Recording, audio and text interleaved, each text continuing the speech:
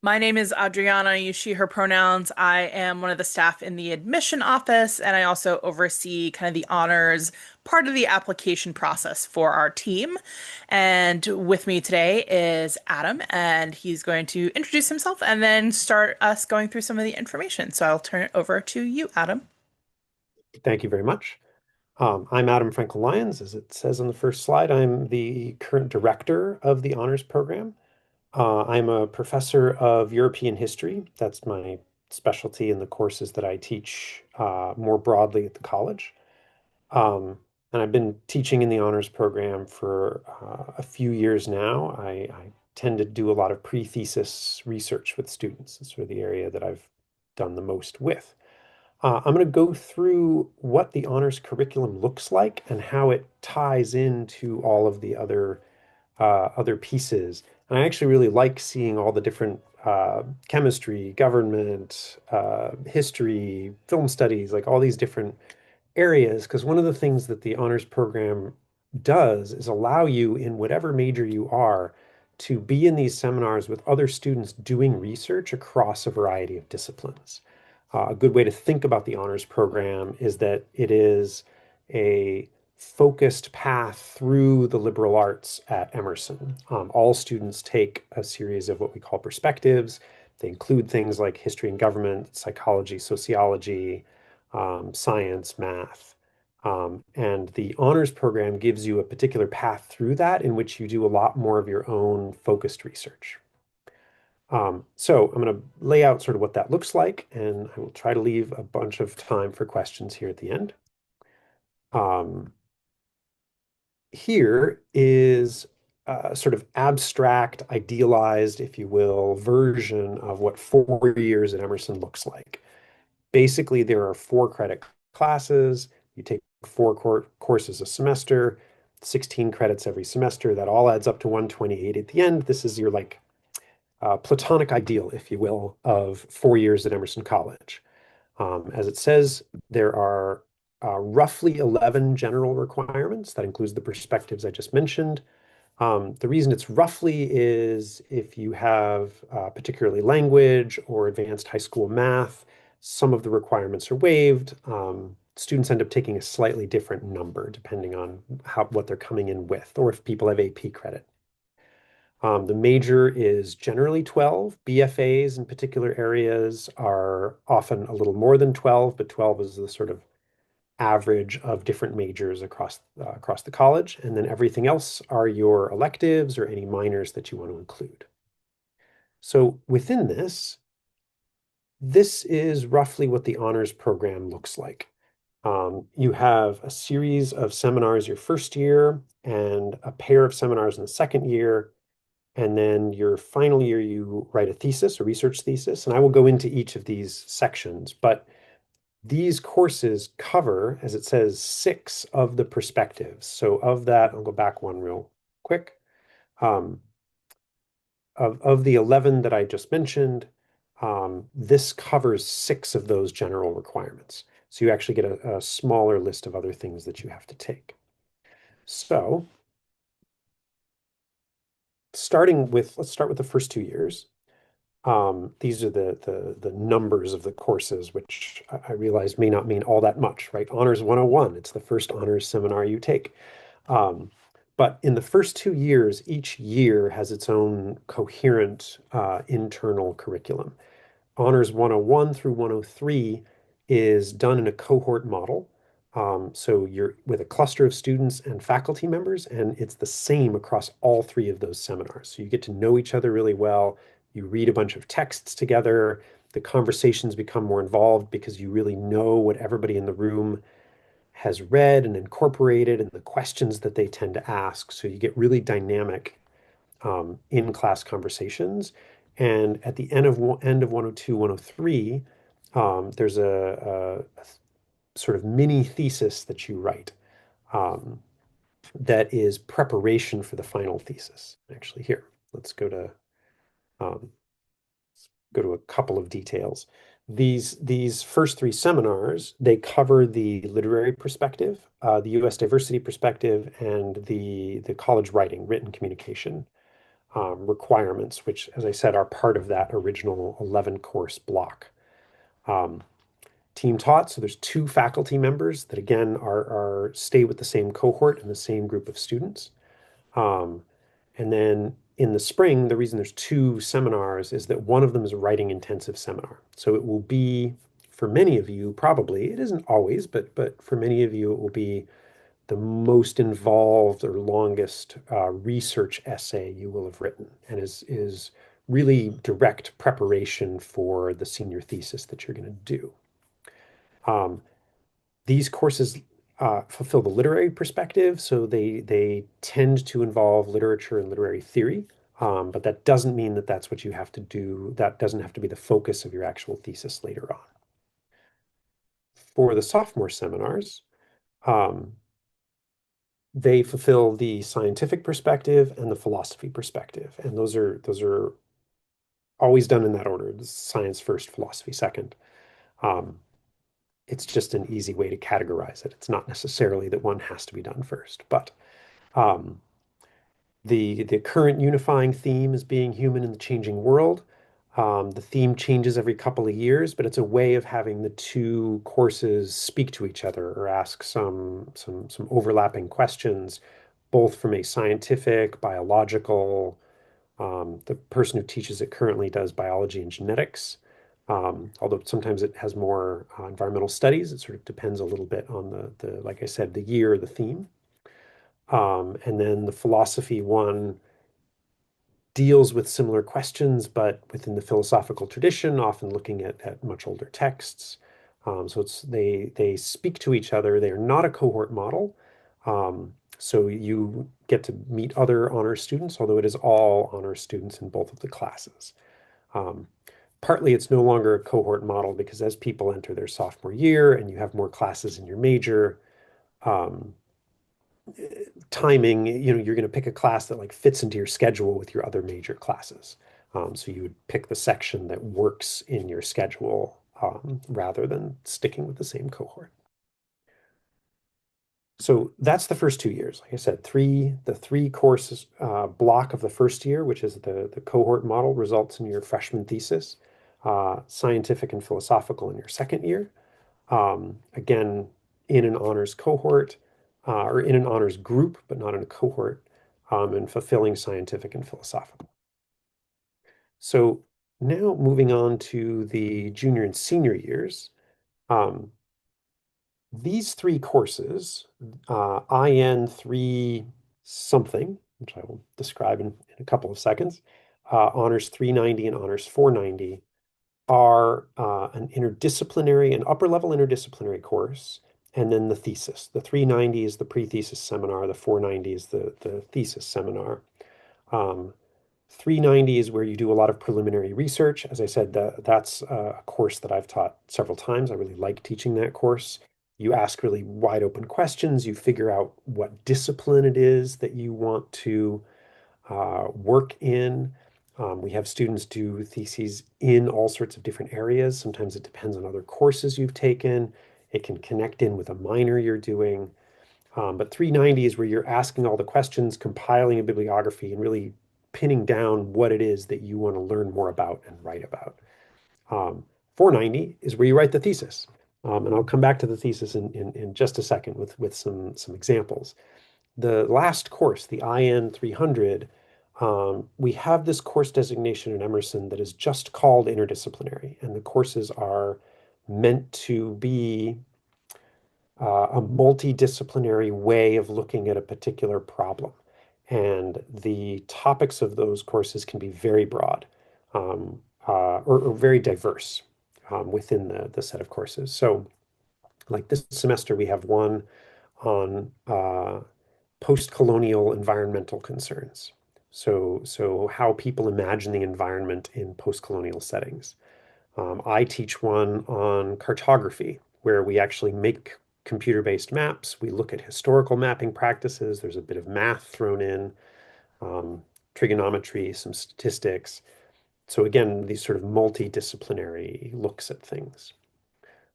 There have been ones that are there's another interesting one that is co-taught between a dance teacher and a biology teacher that is sort of human movement and anatomy. Again, these multidisciplinary courses. And as part of the honors program, you pick one of these upper level ones to practice the sort of interdisciplinarity that is part of the liberal arts more broadly. And let's see, next slide. Oh, last thing about the IN 300, it's listed in fall in the fall of your third year. It doesn't necessarily have to be there. And as I said, because there are so many different courses, students take it in different semesters depending on when it fits or when they find a course that's particularly interesting to them. So it's fairly flexible, even though it's listed here in that fall semester. The 390 and 490 are also somewhat flexible, and as this slide shows, it's not uncommon for students to want to graduate a semester early. I'm sure if any of you have, again, AP or transfer credits, that may be something you're thinking about. Um, Doing 390 and 490 can be shifted around by a semester in either direction, so there's some flexibility with that as well. And one last version of that for people who are um, come in potentially with a fair number of transfer credits or who do some more work over the summer, which I've had a couple of students do. It's even possible to overlap them starting in the fall of your junior year and do the program in 3 years. Um, I would say that's not super common, but definitely doable. But graduating one semester early is reasonably common. I think a lot of students have that as a goal or are interested in that possibility. Okay, the thesis itself, which is the high point of the program. It's the thing that you do, it's the end of the honors track. Um, it's a research thesis, 50 to 60 page research paper on a topic of your choice.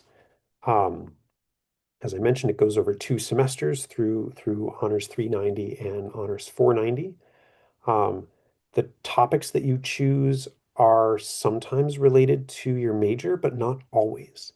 So there are definitely film students who want to do, um, you know, critical film studies or film analysis as part of what they do.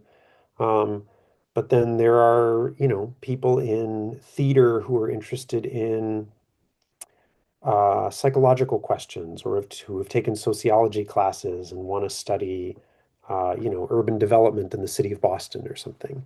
So it doesn't have to apply to your major, and it can be a really great way to go back to the very beginning, as I said. Uh, all these different interests that you have in high school, all these classes that you're really compelled by, to bring that back and be something that you really keep learning about, even as you major in marketing or journalism or creative writing or wherever it is that you want to go here at Emerson. Here are a few examples just from the last couple of years. These are actual thesis titles that students have written.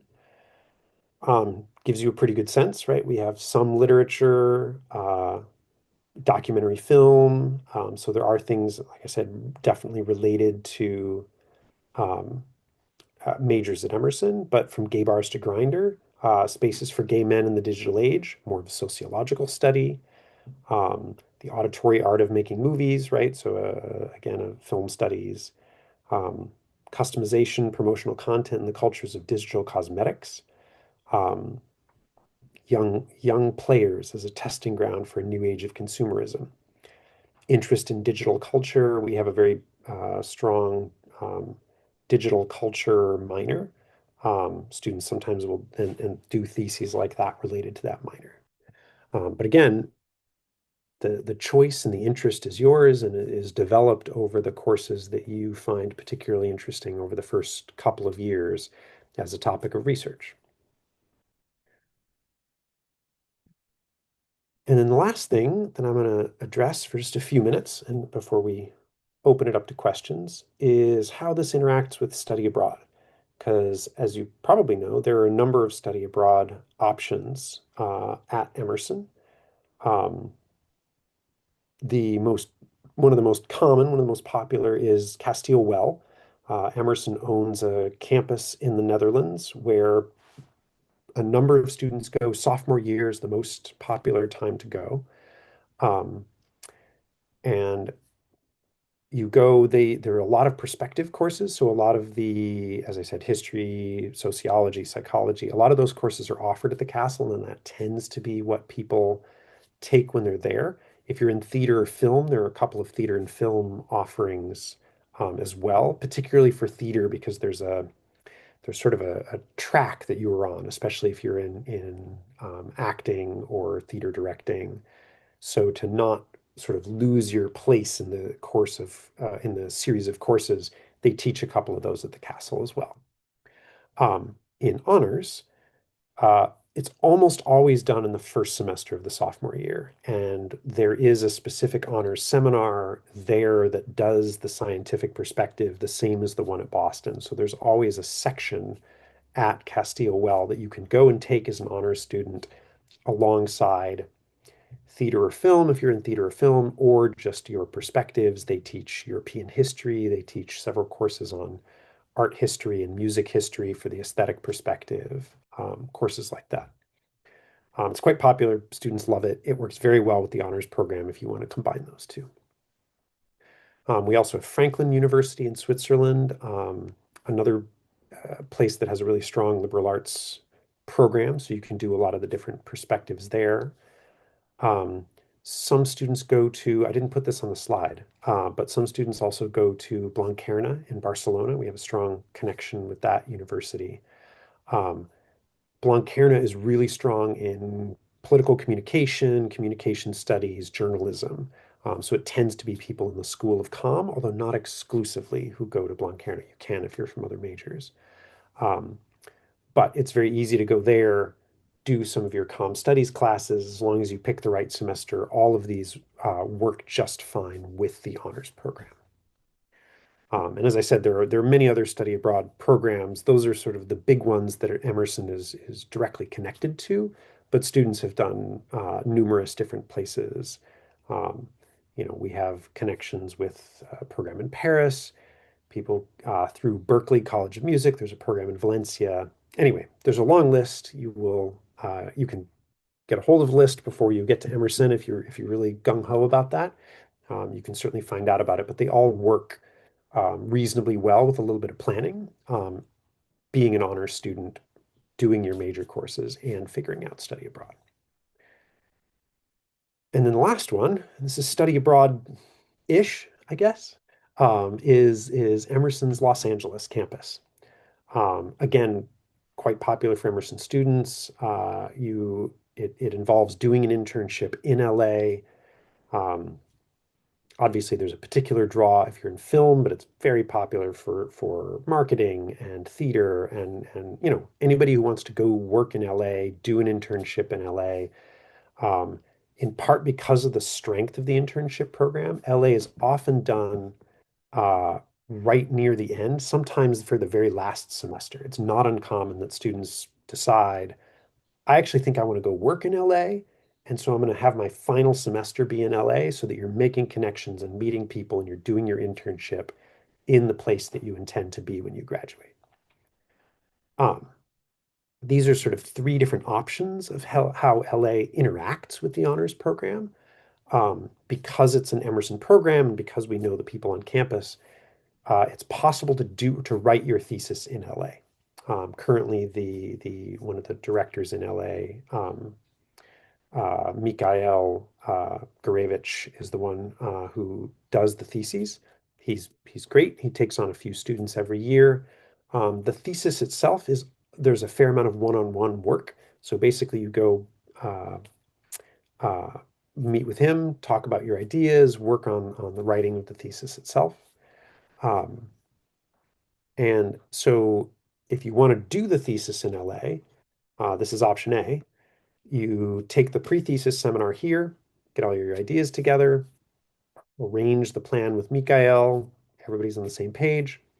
You go to LA in the spring, do your LA internship, take a couple of other courses finish up your major if you need to, and write the thesis as part of that. Sometimes people don't want to have like writing a 50-page thesis is a lot of focus and a lot of work. Um, and sometimes people want to have that done before they go to LA. They want to focus on the thesis, do the research, finish the research here in Boston, go to LA in the spring, focus on their internship, focus on their networking, and have that be their final semester. So option B, it's not a problem. You take the 390 seminar in your fall semester or in the spring semester of your junior year, 490 in the fall, thesis is complete. You go off to LA and you can really focus on your LA experience. Um, and again, all of this is possible with graduating one semester early. In this case, I've had it so that you finish your thesis before you go to LA. Same thing, you can also take HS 390 in the spring, go to LA in the fall, and do your thesis in LA as well, if that's what you prefer. So it works quite flexibly. It helps that these upper level classes are offered every semester. So whichever semester you need to do them in, that's the semester you can take it. The IN 300 course, as I said, responds to, what is most interesting to you. If you put that course off a little bit, sometimes there is a course about um, sort of the growth of LA as a city. That's an interdisciplinary 300 level course. I'm blanking on the title, but it's like Los Angeles history and culture in the 19th and 20th century or something like that. Um, so you can go there and do one of the IN 300 courses in LA that might speak directly to being in that city and be of interest in that way. So here's back to the sort of abstract, idealized curriculum. That is basically my summary of the program. I'm going to turn it over to Adriana just for a minute to talk about a couple of the nuts and bolts of what the application looks like. It's quite similar to just a regular application to Emerson, but there's a couple things you should know. So go ahead. Yeah, so we had a lot of questions of folks asking how to apply. Is it too late to apply? So definitely wanted to address a couple of those. So I'm going to put in the chat a link to our current deadlines for this admission cycle, so you have those handy. The main thing you need to know about applying to the honors program is that it requires an essay. So the essay prompt is online, so you can take a look at that. It basically asks you to actually, you know what? I will just read it because I feel like I'm always summarizing it wrong, even though I've read the essays for many years and I certainly know what it is. But here's the question. We often use metaphors to help us understand our world and persuade others. Write about a metaphor you think is powerful and explore its potential to be helpful and or harmful in your thinking. And you don't need to memorize that. It is online. It's also on the Common App. So you can submit that essay in a couple of different ways. So when you're looking at those deadlines, you will notice that the honors program essay deadline is a couple weeks after the regular deadline. And that is to give folks some additional time since it's an additional essay if you would like to take that additional time.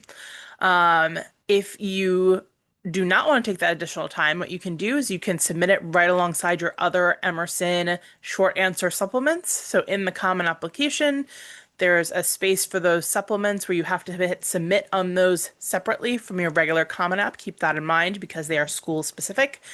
In that section, if you've indicated that you want to apply to the honors program, there's a little box you tick, and you can submit your essay there. If you do wish to take the additional time, what you can do is submit your Common Application and those supplements like normal by the deadline, and you gain access once you do that to an Emerson specific admission portal, and you can upload the honors essay there as well. So you can do that up to the deadline. If folks are wondering, for early action and early decision, that deadline is November 17th. For early decision 2, it is January 16th, and for regular decision, February 2nd for the honors essay deadlines. Either way is fine. It doesn't really matter to us. We kind of complete the reviews for your regular application and the honors application separately. So if you do take that extra time, no worries there. Um, if you run into any trouble, you can always also email it to your admission counselor.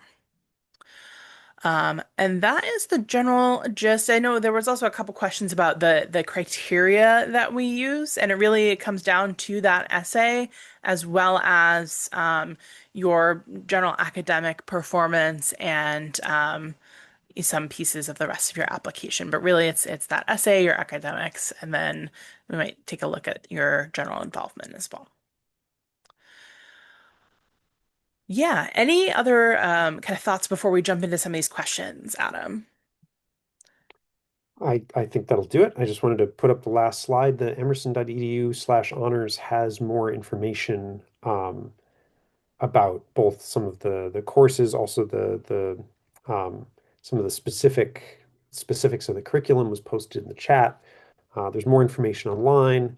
If you have particular questions about how the curriculum interacts with other things at Emerson, you can feel free to email me. And I guess the last note in part, I act as one of the advisors for incoming honors students. So it's perfectly routine for me to sort of think about the different questions of, how does it interact with if you want to be a journalism major, but also do an environmental studies minor and be in the honors program? Like, how do you plan that out? Uh, so happy to answer questions of, about whatever you are interested in. Actually, I think that before I get back to some application things, that leads well into one of the questions we did receive, which is what are some of the general perks that students receive as part of being part of the honors program. I think that's a great point to make, actually, in that all students, of course, do receive an academic advisor when they start at Emerson, but in addition to that person, honors students then have yourself or another person in the honors program advising them as well. Any other kind of perks that you can think of?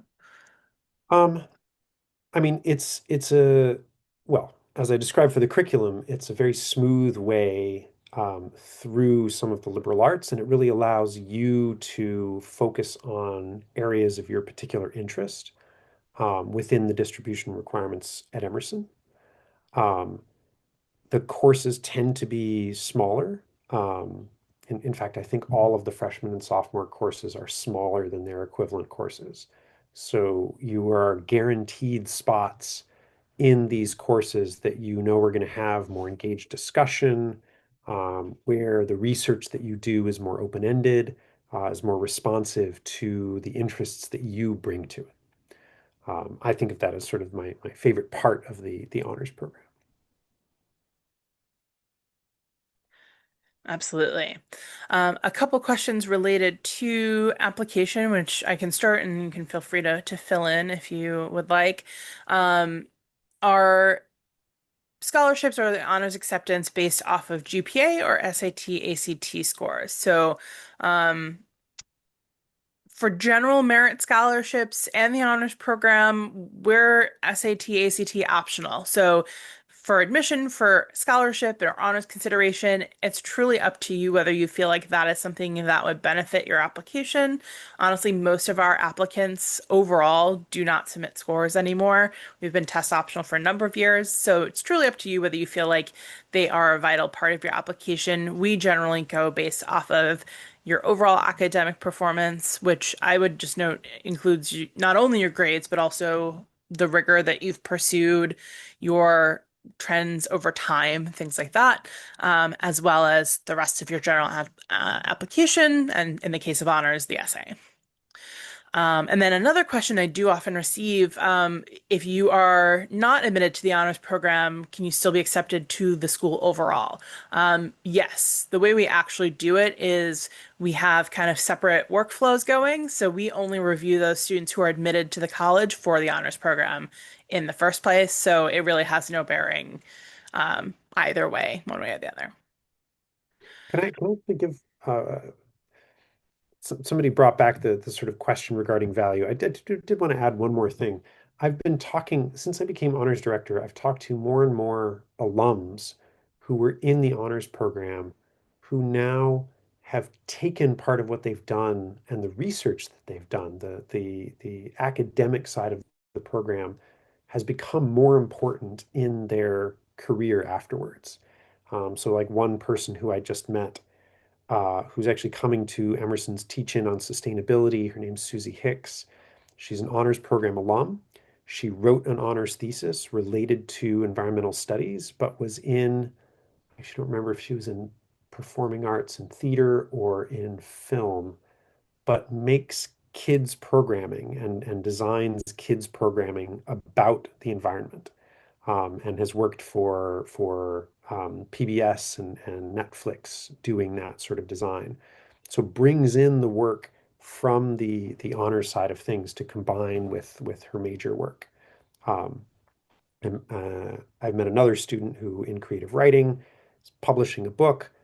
The themes and materials in the book are again related to topics that she worked on in the honors thesis, even though she was in creative writing and that was always the main track at Emerson. So it has these knock-on effects even after graduation. Having done a project like that is quite notable, whatever your major is. Absolutely. I'll also put a tick in the column for the cohort model and how valuable that is in that first year. I'm a former honors program student myself, and having that just built-in group of people that you know you're going to be in class with several times a week, that you're doing the same readings together, getting into that academic swing of Emerson together, was very valuable as well. Um, Sorry to be hogging all the questions, Adam. I think that there are a lot of them related to the admission process. So, Yeah, these two are definitely um, for you. I'm not totally sure about the Circle of Creative Scholars. yeah. So someone did mention. So we have two scholarships that you need to apply to be considered for them. So by way of answering this question in reverse as well, the rest of our merit scholarships, because we have many others as well, you do not need to do anything to be considered for them. We would just automatically consider you. That still applies even if you are applying to the honors program. If we were not ultimately going to be able to welcome you to the honors program, we will still consider you for other merit scholarships. Um, so the two you would need to apply for to be considered are this honors program, and then we have a program called the Creative Circle Scholars Program. You can apply to both. It is a different essay to apply to Creative Circle Scholars programs. Just keep that in mind. It's not long, but it is different. And Creative Circle is doesn't really affect your curriculum in the way that the honors program maybe affects isn't the correct word, but it's very closely related to your curriculum at Emerson. Creative Circle is more related to leadership and community engagement, social justice work, and things like that. And so there is a program involved, but it's more around those lines. So not classes, but more engagement. Like I said, do need an essay to apply. You do also need to fill out the FAFSA, so the free application for federal student aid if you're a U.S. citizen or eligible non-citizen. And for finalists, there's also an interview for that program. So it's slightly more involved to apply and be considered for that one. But you can apply to both if you are truly interested in both. Um, and the essay is the same process for Creative Circle as well. So you have the same extra 2 week time if you'd like to take it. Um, Either you can do that right in the Common App directly, or you can upload it to your admission portal if you decide to take the extra time. And then the other admission related question was honors program and credits that we may accept. So I think you started to touch on this, Adam, and I think it's worth noting a couple of things. So we do accept AP credits, a 4 or 5 on the AP exam is what we'll accept for credit. And I'll be happy in a couple minutes to toss the link into the chat about what class fulfills what requirements or what AP test fulfills what requirements. One of the things to note is that as an example, let's say that you took AP English literature, and that would normally fulfill, and does technically fulfill, Emerson's literature requirement. You will receive 4 credits for that AP exam. Say you got a 4 or 5. you will still have to take the honors class that has to do with literature in that first year. It does not exempt you from having to take the corresponding honors class. So just keep that in mind that even if you technically already fulfill the requirement for that subject, if you were a non-honors student, you would not have to take that subject again at Emerson. If you're in the honors program, you still need to take all of the honors classes in the honors sequence. Hopefully that makes sense. Other credits we accept, any dual enrollment classes, a C or better in the class. Ultimately, you will need to submit a transcript from the college that you're dual enrolled with through your high school program. We don't need that for admission purposes, but once you're admitted and if you decide you're coming to Emerson, you would have to submit that transcript for the registrar to review and award any credit.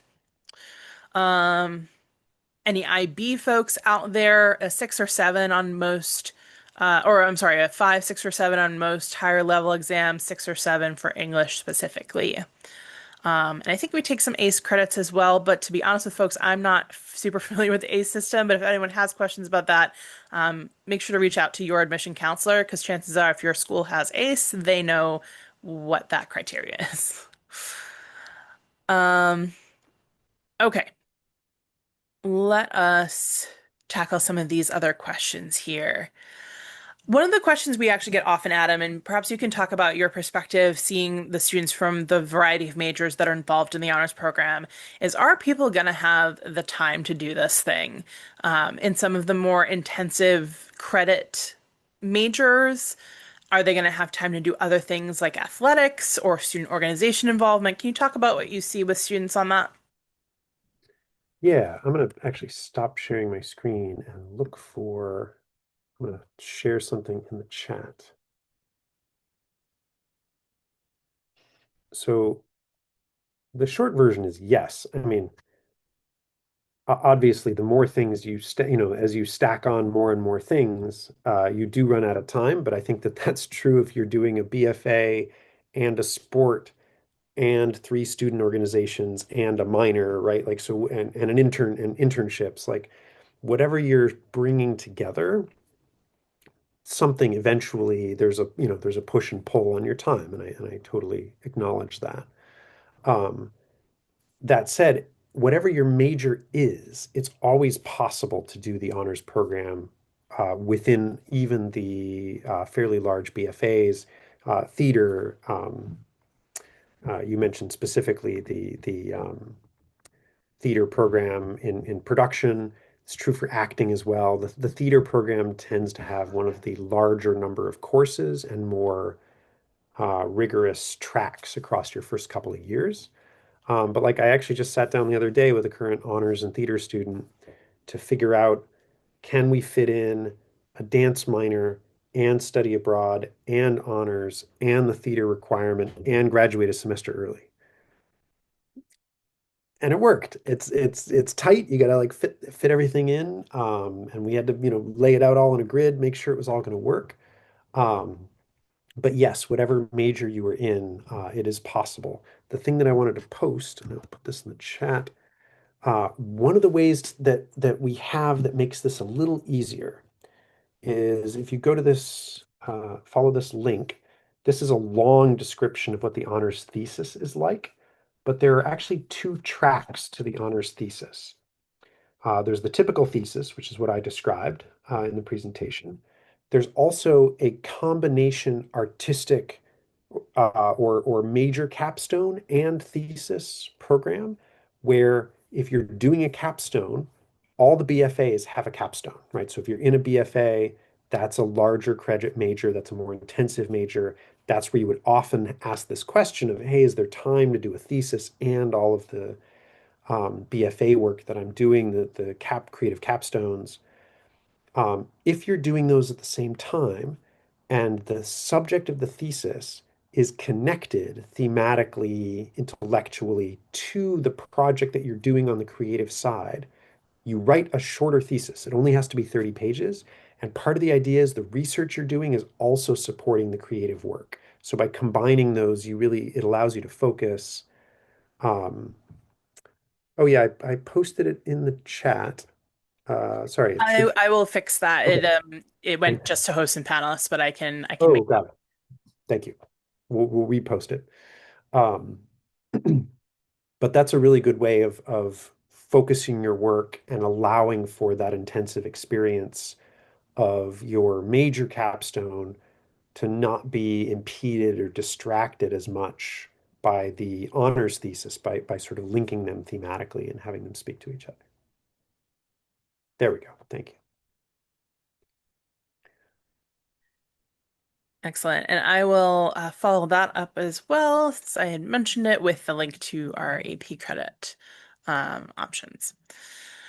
Um, okay, if folks do have any like final questions, we have time for one or two more if you want to put those in the Q&A.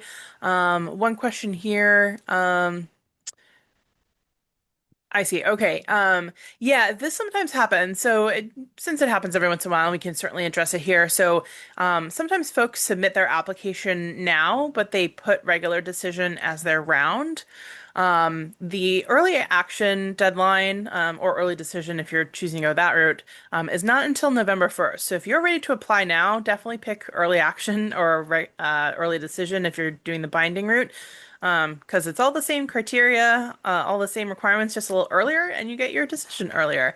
So if you did do that, if you submitted regular decision, but you're ready to go, just reach out to us and we can make that change for you. Um, and if you meant something else by that question, let me know. I think I interpreted it correctly. All right. Any final questions from folks? Let me just take a look also at some of our pre-submitted questions and make sure that we hit upon everything. I think we've gotten to most of it here. Um, Housing actually is also a frequent question that we receive. So no honor specific housing at this time. And I don't know if you were a part of this, Adam, but I know one of the previous honors program directors used to talk about that. At one time or another, they actually polled students if they were interested in something like that, and most people were not.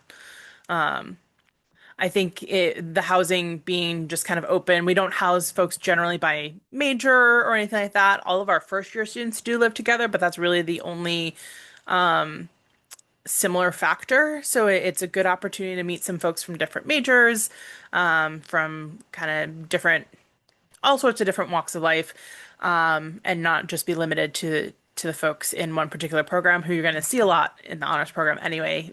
See again that cohort model. We don't typically house that way.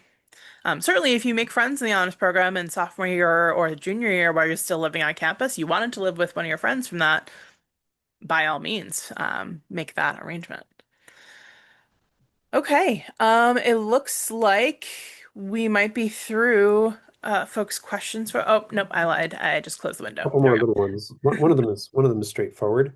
Yes. No, you show up at the same time. The schedule and curriculum for honors and non-honors courses is exactly the same. So that one's easy. And then do you want to do the early action? Yes. So I think this particular person, so they've mentioned early action. I think what they're actually thinking of is early decision. So if you're applying early decision, that is a binding decision. You only apply to one college early decision. If you are admitted, technically you are saying, yep, I am committing to attending if you admit me. There is kind of one exception to that colleges honor, and that is in our early decision agreement as well, and that is if your financial circumstances are aligned as such that you are not able to afford to come to Emerson with the financial aid that we're able to offer. If that happens, you can be released from the early decision agreement. If aid, is going to be a significant factor for you, you may want to apply early action instead, which is a slightly different option. So early action is not binding. It is the same timeline. So the deadlines are the same. You'll hear about your decision around the same time, but you are not committed to attend Emerson if we admit you, which means you have your kind of full slate until May 1st to receive your financial aid offer, consider that with your offers from other schools, and make your comparisons and make your decision. When you're admitted to a school early decision, you are technically supposed to withdraw your applications from other schools. So you're ultimately really only considering the one school. So that is the difference. Hopefully that helps. With any of these things, let me go ahead and toss one last set of links into the chat. Adam put up his email in terms of if you have any honors questions. We're also always happy to answer honors questions in the admission office as well. And once I find the right tab with all my notes, there we go. I'll put some of our contact info in the chat for everyone. So here we are. Here's a couple of things. So if you do want to reach our office, admission@emerson.edu is always a great way to do that. Everyone is also assigned a specific admission counselor by region. So if you click that link at the very bottom of that note, it'll take you to our counselor listing. You want to find the counselor assigned to the location where your school is located. Especially if that's different where you live, we go by school. So you can always reach out to that person directly as well. And then the bits in the middle are some ways to engage with us on social media, as well as our Are You Ready page, which is a great place to start if you're not sure where to start kind of your Emerson information journey. One last question, maybe it looks like, and a frequent question that we do receive. So they noted that AP language is not on the AP credit list. It's noted way down at the bottom there, kind of with the little asterisk. So there are a few AP courses that we don't ascribe a particular requirement that it would fulfill, but rather we would take it for elective credit. So AP Lang, Human Geography, Computer Science, Music Theory, and Studio Art basically have no equivalent at Emerson course-wise. So we give that elective credit instead of it fulfilling a specific requirement. So you still get the 4 credits. It just doesn't knock a particular requirement off of the list. That's all. Can I ask, it doesn't, so AP language meaning like Spanish or French? No, so there's two, and I actually personally am not fully aware of the differences Yes, between courses, I'm not quite clear but on that. there is AP English Literature, and that fulfills our literature requirement. AP English Language is a different class. The form that it takes, I'm not exactly sure what makes it different from AP Lit, to be honest with you, but they are two different classes, so we only take one of them to fulfill the literature requirement, and that is the literal AP English Literature. Okay. Yes, and that is different from if you were taking an AP Spanish, AP French, Right, AP right. whatever Which does language. cover the world language. That's what I was thinking is, yeah. Yeah, Okay. most folks just shorthanded to AP Lit, AP Lang. Got it. Yes. Yeah. Um, would honors classes in high school count towards credits if my school does not offer AP? So unfortunately, no.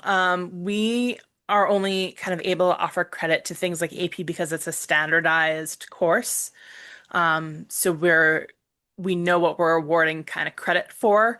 So AP classes, college level classes, IB exams, ACE exams. You'll notice that most of those are tied to the exam and not the actual class itself. So it's for students who score particularly on the exam. So unfortunately, we can't offer any credit for your high school honors classes. Um, I will say actually one thing I didn't mention directly, but there are a couple of things you can waive through what you're doing in your high school right now. So if you've taken 4 years of math and you've earned a C or better in each of those classes, that waives our math requirement. So you don't receive any credits for that, but you don't have to take a math again at Emerson, which can be exciting to folks. I think we actually offer some great math classes, but that's, I guess, besides the point. If you take through the third level of a world language, so your Spanish 3, AP French, whatever language that might be, you do not have to take a language at Emerson. So that would waive that 2 class requirement as well. So that would be the only 2 ways that other courses in high school might affect your Emerson curriculum. All right. I think it looks like we will probably wrap this particular webinar up here. If you do have any remaining questions or anything you want to follow up on, please feel free to reach out to us in the admission office. We can always direct you to Adam as well if you have particular honors questions that we don't know how to answer. Certainly encourage you to start looking at those applications. November is right around the corner. Hard to believe it's October already, but here we are. We may have one or two more webinars this semester, so keep an eye out for those invites. If you aren't already signed up to attend our October 25th open house, please consider coming to visit us on campus then. It's a great time to get a tour of campus, plus do a whole host of other things. This past weekend, we had our first open house and we had a great time with some hands-on workshops.